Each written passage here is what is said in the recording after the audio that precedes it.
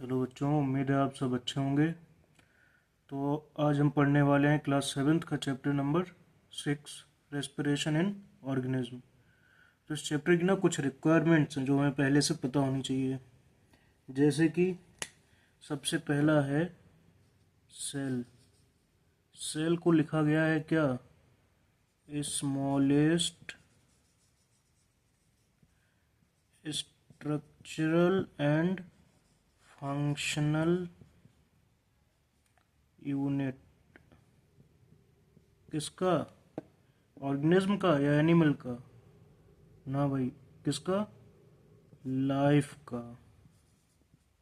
मतलब कि यदि हम कह दें कि ऑर्गेनिज्म का एक स्मॉलेस्ट यूनिट है ये, तो ऐसा नहीं हो सकता। एक सिंगल सेल भी जो है, सिंगल सेल भी क्या कर सकती है? एक ऑर्गेनिज्म हो सकती है। एक सिंगल सेल भी एक ऑर्गेनिज्म हो सकती है। इसलिए इसको क्या बोला गया? अब एक कॉम्प्लेक्स ऑर्गेनिज्म है, देखो, जिसमें एक से ज़्यादा सेल है, उसमें क्या है ये? Structural and functional unit and functional unit of life. मतलब कि इकाई है किसकी? स्ट्रक्चर बनने की और लाइफ को फंक्शन कराने की। ठीक है, तो अब आगे देखते हैं हम।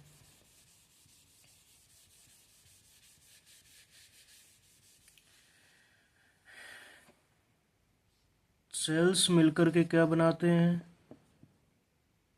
क्या बनाते हैं? ये क्या है? टिश्यू। टिश्यू मिलकर के क्या बनाते हैं? ऑर्गन। बहुत सारे टिश्यू मिलकर के क्या बनाते हैं? ऑर्गन। और बहुत सारे ऑर्गन क्या मिलकर बनाते हैं? Organ system. सिस्टम पार्ट देंगे वाला नहीं, सिस्टम ऑर्गन वाला। अब बहुत ऑर्गन सिस्टम्स मिलकर के क्या बनाते हैं? एक ऑर्गेनिज्म। हम आप जैसा। बोलो भाई हाँ कि ना? समझ आया? तो बहुत सारे कॉम्प्लेक्स ऑर्गन सिस्टम क्या मिलके बनाते हैं? एक ऑर्गेनिज्म। समझ गए? ठीक है, अब हम हमारे चैप्टर पे आ जाते हैं, इसकी बात करते हैं। चैप्टर क्या कह रहा है बच्चों? Respiration in organism. क्या कह रहा है चैप्टर? Respiration in organism. तो रेस्पिरेशन क्या है बच्चों? क्या सांस में O2 आदि का लेना और CO2 आदि का रिलीज करना ही रेस्पिरेशन है? नहीं, ये तो बच्चों ब्रीदिंग हो गया। ब्रीदिंग हो गया, ये तो बच्चों ब्रीदिंग हो गया। सिर्फ हमने क्या किया? एयर को इनहेल किया और एयर को एक्सहेल किया। ब्रीदिंग से क्या होता है? हमको गैसेस मिलती हैं, और जब उन्हीं गैसेस के माध्यम से क्या हो? फूड का फूड का ब्रेक डाउन हो। क्या हो? ब्रेक डाउन हो। क्या रोटी टुकड़ों में तोड़ के हम अपने सेल्स को दे देंगे? नहीं बच्चों। क्या है? फूड डाइजेस्ट होने के बाद जब एब्जॉर्ब होगा, जब फूड डाइजेस्ट होने के बाद एब्जॉर्ब होगा, तब क्या होगा? वो सेल्स तक पहुंचेगा। तब क्या होगा? वो सेल्स तक पहुंच जाएगा। सेल्स में पहुंचने के बाद गैसेस के माध्यम से फूड ब्रेकडाउन होकर क्या रिलीज करेगा? एनर्जी। इसी प्रोसेस को बच्चों हम क्या कहते हैं? रेस्पिरेशन। तो चलो लिख लो सब लोग अपने अपने नोट्स में। Breakdown of food, breakdown of food, breakdown of food in the cells to produce energy is called respiration. किसमें? breakdown of food in the cells to produce energy is known as respiration. अब जब ये sales में हो रहा है बच्चों respiration, तो हम इसको क्या कह देंगे? हम इसको कह देंगे सेलुलर रेस्पिरेशन। Cellular respiration. समझ गए? The process of breakdown of food in the cell with the release of energy is called cellular respiration. यही आपकी क्या कहती है? एनसीईआरटी। एनसीईआरटी मम्मी क्या कहती हैं? The process of breakdown of food in the cell with the release of energy is called cellular respiration. अब बच्चों रेस्पिरेशन दो प्रकार का होता है। रेस्पिरेशन के टाइप्स क्या हैं? रेस्पिरेशन के टाइप्स क्या हैं? दो। तो क्या क्या है? एरोबिक और, कोई बात नहीं, थोड़ी थोड़ी जीभ लड़खड़ा जाती कभी कभी, एरोबिक और एनएरोबिक। बोलो भाई हाँ कि ना? हाँ कि ना? क्या समझ में आ गया? कुछ नहीं आया अभी? तो अब आगे हम समझते हैं। जब ब्रेक डाउन ऑफ फूड हो, जब ब्रेक डाउन ऑफ फूड हो, किसकी मदद से बच्चों? ऑक्सीजन गैस की मदद से, O2 की मदद से, तो क्या होता है? ये एरोबिक रेस्पिरेशन। और जब ऑक्सीजन की एब्सेंस में हो, ऑक्सीजन की एब्सेंस में हो, तो क्या होता है? ये एनएरोबिक रेस्पिरेशन। समझ गए बच्चों? ठीक। तो आइए हम इसकी इक्वेशन समझ लेते हैं जो हमें एनसीईआरटी में दी गई है। ठीक है, इक्वेशन क्या कहती है? ग्लूकोज जो कि फूड डाइजेस्ट होने के बाद हमारे सेल्स तक पहुंचा, ग्लूकोज। ग्लूकोज क्या हो रहा है बच्चों? ब्रेक डाउन हो रहा है किसकी प्रेजेंस में? ऑक्सीजन की प्रेजेंस में। ऑक्सीजन की प्रेजेंस में क्या हुआ? ग्लूकोज ब्रेक डाउन हुआ, क्या बन गया? CO2 carbon dioxide gas plus water and plus जो हमें चाहिए था बच्चों, क्या? एनर्जी। ये हमारे लिए रिक्वायर्ड थी। तो ये तो क्या है? कार्बन डाइऑक्साइड गैस जो हम एक्सेल करते टाइम बाहर निकाल देंगे। समझ गए बच्चों? अब कुछ इसमें ऑर्गेनिजम्स ऐसे होते हैं जो कि एरोबिक रेस्पिरेशन नहीं करते हैं। जैसे कि बच्चों एनारोब्स का एग्जाम्पल क्या है? एनारोब्स का एग्जाम्पल है हमारा क्या? हमारा नहीं, मतलब सबका ईस्ट। ईस्ट क्या है? एनारोब का एग्जाम्पल। ये क्या करता है? इसको ऑक्सीजन सरवाइव करने के लिए नहीं चाहिए, यानी कि ये एब्सेंस ऑफ एयर में भी सरवाइव कर सकता है। इसको क्या चाहिए? ऑक्सीजन चाहिए। नहीं चाहिए ना? तो फिर कैसे बोल रहे हैं मास्टर साहब कहते हुए कि ऑक्सीजन चाहिए? ऑक्सीजन नहीं चाहिए। तो ये क्या हो गया बच्चों? एनारोबिक ऑर्गेनिज्म हो गया या फिर एनारोब्स हो गया। अब इसमें क्या होता है बच्चों? ईस्ट क्या करता है? ईस्ट ये करता है कि इसको भी ग्लूकोज मिल रहा है फूड के फॉर्म में। क्या मिल रहा है? ग्लूकोज मिल रहा है। और ये ऑक्सीजन के एब्सेंस में क्या बना रहा है? अल्कोहल। दारू बदनाम नहीं कर दी, दारू बंदी। किसमें बंदी? बंदी नहीं, बंदी। ईस्ट के एनारोबिक रेस्पिरेशन में अल्कोहल, CO2 और भाई साहब क्या चाहिए हमको? एनर्जी चाहिए। सबको चाहिए कि नहीं चाहिए?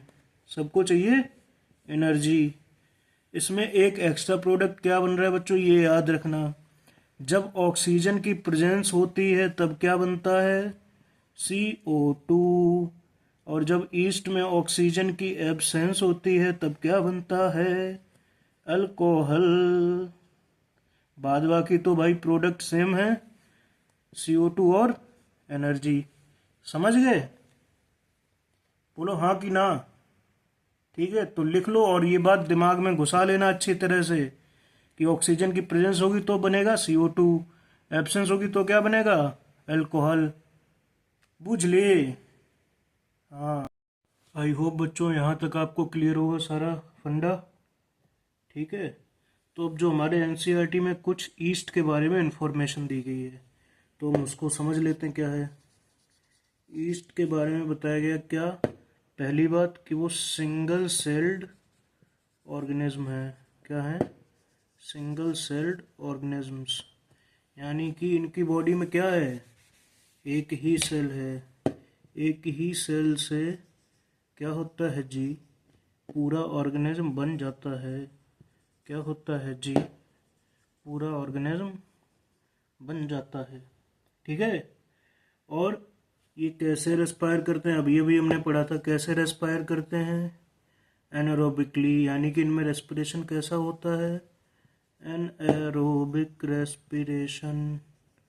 कैसा रेस्पिरेशन होता है, एनएरोबिक रेस्पिरेशन। समझ गए। अब इसमें एक चीज़ और बताई हमने, जब देखा एनारोबिक रेस्पिरेशन है, यानी कि क्या करते हैं, ये अल्कोहल को ईल्ड करते हैं, अल्कोहल बनाते हैं। तो जब ये अल्कोहल प्रोड्यूस कर रहे हैं, यानी कि इससे फ़ायदा उठाते हैं कौन, जो इंडस्ट्री चलाते हैं, किसकी बच्चों, वाइन और बियर की इंडस्ट्री चलाते हैं। यानी कि यूज़ किस में किया जाता है, वाइन एंड बियर इंडस्ट्री, किस में यूज़ करते हैं, used in wine and beer, wine and beer industry. समझ गए बच्चों। तो बच्चों अब सवाल आता है कि जो सिर्फ ईस्ट है वही एनारोबिक रेस्पिरेशन कर पाते हैं क्या, तो इसका जवाब है नहीं। ऑब्लिगेटरी तो बहुत कम चीज़ें होती हैं जी, सिर्फ तो नहीं हो सकता है, बहुत कम होता है। तो सिर्फ ईस्ट, क्या ईस्ट सिर्फ एनारोबिक रेस्पिरेशन करते हैं,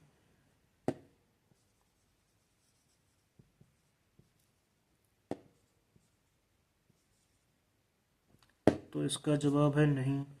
और कौन करता है, और कौन करता है, हमारे भी बच्चों क्या करते हैं, मसल सेल्स भी रेस्पायर करते हैं एनारोबिकली।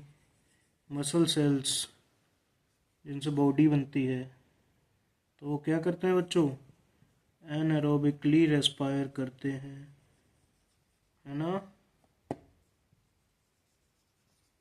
ठीक।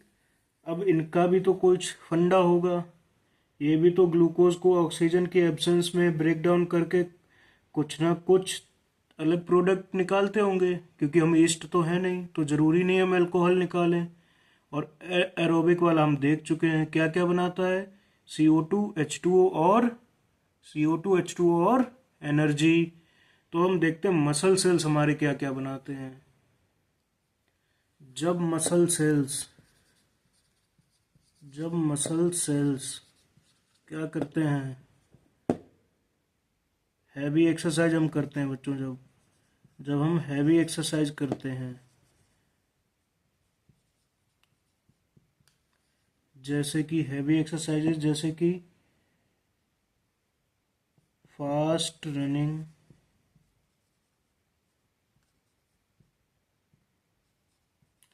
फास्ट रनिंग हो गया, वॉकिंग हो गया, साइकिलिंग हो गया।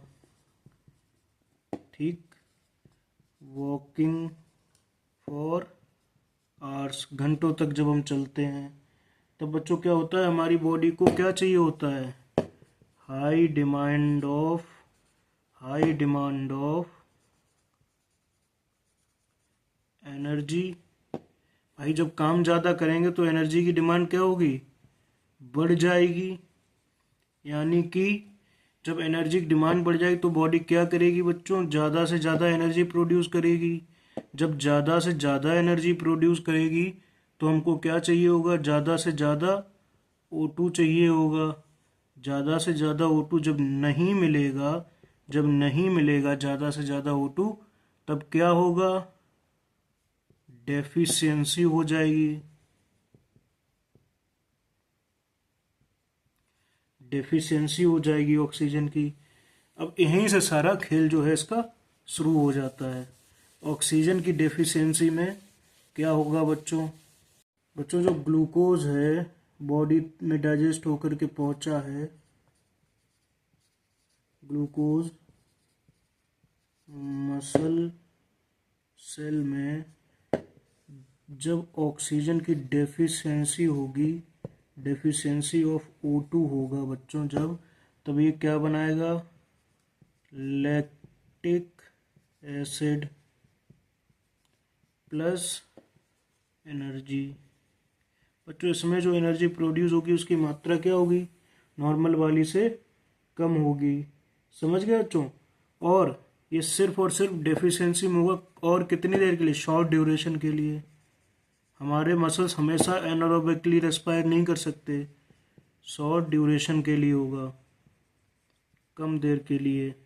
कब, हैवी एक्सरसाइज पे। ये सब पॉइंट्स बच्चों दिमाग में रखिएगा, हैवी एक्सरसाइज करते वक्त।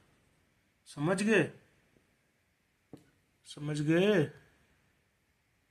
हैवी एक्सरसाइज करते वक्त। और ये जो लैक्टिक एसिड प्रोड्यूस हो रहा है, ये जो लैक्टिक एसिड प्रोड्यूस हो रहा है, ये क्या है, कष्टकारी है, हमें दुख पहुंचाएगा बच्चों। ये क्या क्या करेगा ये, आइए देखते हैं। तो बच्चों ये देखो, जो लैक्टिक एसिड एक्यूमुलेट हुआ था ऑक्सीजन के एब्सेंस में, पार्शियल ब्रेकडाउन किसका हुआ था बच्चों, ग्लूकोज का। इससे क्या बना हमारे बॉडी में, लैक्टिक एसिड। ये एक्यूमुलेट हो गया कहाँ पर, मसल्स में, जिससे क्या हुआ बच्चों, क्रैम्प्स होते हैं मसल में, बहुत पेन होता है। अब इससे बचने का तरीका क्या है, हॉट वाटर बाथ करें या फिर बॉडी मसाज करें। बच्चों इससे क्या होगा, ब्लड सप्लाई बढ़ेगी।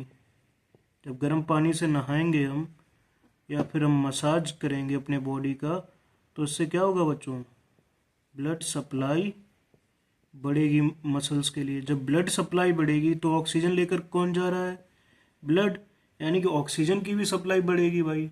जब ऑक्सीजन की भी सप्लाई बढ़ेगी तो क्या होगा, जो लैक्टिक एसिड प्रोड्यूस हुआ था, जो लैक्टिक एसिड प्रोड्यूस हुआ था, इसका कंप्लीट ब्रेकडाउन हो जाएगा किसमें, CO2 और बच्चों H2O, CO2 और वाटर। यहाँ पे आ नहीं रहा अच्छे से, हम इधर नीचे लिख देते हैं इसको, CO2 प्लस वाटर। समझ गए बच्चों, ठीक है। तो आगे का हम अगली क्लास में पढ़ेंगे।